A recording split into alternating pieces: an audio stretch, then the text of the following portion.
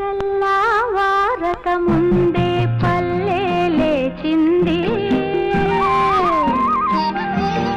తన వారినందరినీ తట్టి లేపింది. ఆదమరచి నిద్రపోతున్న తల్లి